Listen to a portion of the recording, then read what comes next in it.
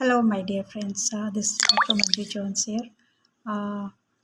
आप मान लीजिए कि एक कमरे में बहुत ढेर सारी किताबों का ढेर पड़ा हुआ है और आपको एक पर्टिकुलर एक बुक का नाम दिया जाता है और आपसे कहा जाता है कि जाइए वो रूम से ये बुक लेके आइए।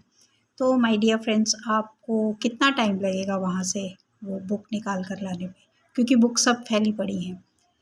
तो आप लोगों को सही पहचाना आपने कि आपको बहुत ज़्यादा टाइम लगेगा, बहुत परेशानी होगी वो बुक ढूँढने के लिए, क्योंकि बुक्स हैं वहाँ पे जो रखी हुई हैं, वो इतनी फैली हुई हैं कि आपको उसमें से सर्च करने में बहुत ज़्यादा टाइम भी लगेगा और मेहनत भी लगेगी।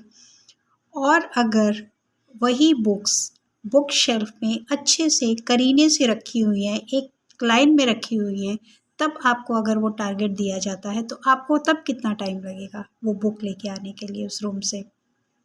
ज़्यादा टाइम नहीं लगेगा। आप झट से जाएंगे और वो बुक लेके आ जाएंगे, क्योंकि आपको वहाँ पे ज़्यादा टाइम वेस्ट करना नहीं पड़ेगा, क्योंकि बुक्स जो हैं वो बहुत करीने से रखी हुई हैं वहाँ पे।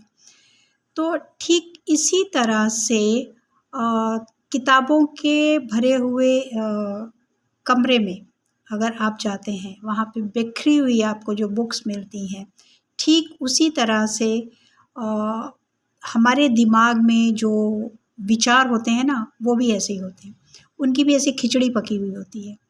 वो अच्छे विचार हों, बुरे विचार हों, उससे मतलब नहीं, लेकिन विचारों का एक जमघट होता है वहाँ पे, बहुत क्राउड होता है वहाँ पे हमारे थॉट्स का। तो अगर तो आप चाहें कि इस क्राउड को अगर सलीके से हम रखें, तो उसके लिए सिर्फ़ और सिर्फ़ एक ही चीज़ है जो हमको फ़ॉलो करनी है, वो अब मैं आपको बताऊँगी। और जब यहाँ पे मैं आपको ये बता रही हूँ पहले कि जो हमारे दिमाग में विचारों का जो भंडार है ना, वो हम लोगों को सही डिसीज़न लेने के लिए प्रोत्साहित नहीं करता है। हम लोग उसी की वजह से सही डिसीज़न नहीं ले पाते हैं, ना हम सही से सोच पाते हैं। जब हम सही से सोचेंगे ही नहीं, तो डिसीज़न कैसे हम लेंगे? क्योंकि वहाँ पे सब बिखरा हुआ है, उसके अंदर से निकालने में टाइम लगेगा, उसके अंदर से अच्छे विचारों को निकालने में टाइम लगेगा। तो अगर वही विचार हमारे एक शेल्फ में, बुक शेल्फ में रखी हुई बुक्स जो करीने से रखी हुई हैं, वैसे ही अगर हमारे विचार भी अगर वैसे ही रखे हुए हों, तो हमें वहाँ से अपने डिसीज़न तक पहुँचने में, अच्छे थॉट्स को बाहर निकालने में और अपने रास्ते में आगे बढ़ने में हमें ज़्यादा टाइम नहीं लगेगा, क्योंकि वो करीने से रखे हुए हैं हमारे विचार। तो ऐसे करीने से विचारों को रखना, उसमें आपको सिर्फ़ और सिर्फ़ एक ही चीज़ हेल्प कर सकती है और वो है मेडिटेशन। माय डियर फ्रेंड्स, जब हम मेडिटेशन करते हैं ना, तो उसमें एक पावर है जो आपको अंदर से कुछ कर गुज़रने की ना ताकत देती है। आपके दिमाग में जो उथल-पुथल चलती है ना, उनको शांत करती है और हमें सही रास्ता दिखाती है और सही फ़ैसला लेने की क्षमता को पैदा करती है।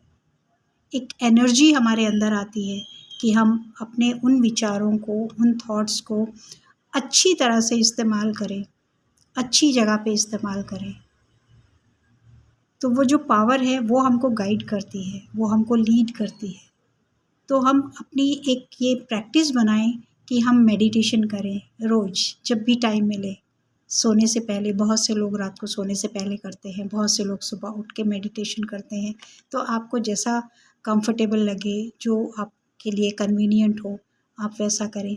बेशक कुछ समय के लिए, 10 मिनट के लिए, 15 मिनट के लिए आप करें, और ऐसा करने से आपकी आदत बनेगी और आपके विचार जो हैं, जिनमें एक बहुत बड़ी हलचल है, बहुत बड़ी उथल-पुथल है, वो सही हो सकेगी। So thank you so much my dear friends. God bless you. Take care.